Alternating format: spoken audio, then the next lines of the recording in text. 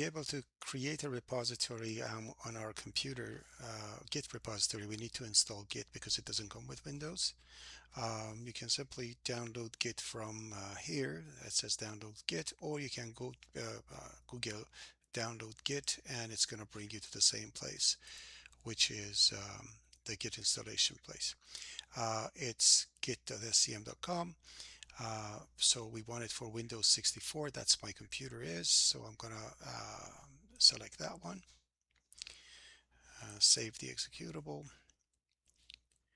run it, and click next and next.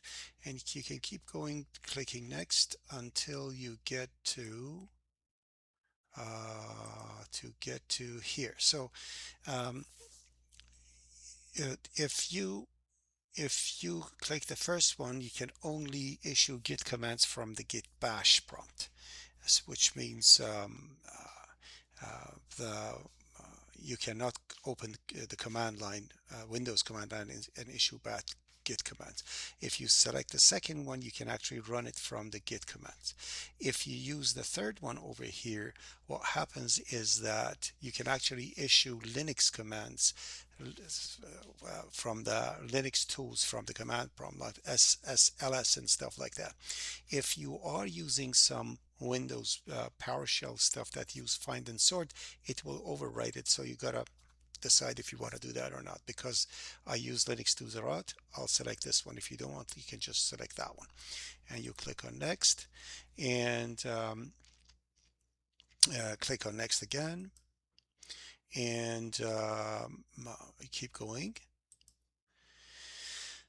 Check out Windows style Unix install. Keep going, everything's good, and keep going to next. There is no need to change anything over here, and the Git will be installed momentarily.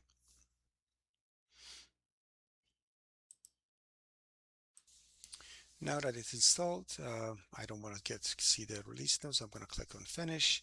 Now what you can do, run cmd command, and in here just type git, and the help will come up, so which means the Git is installed and we're ready to go.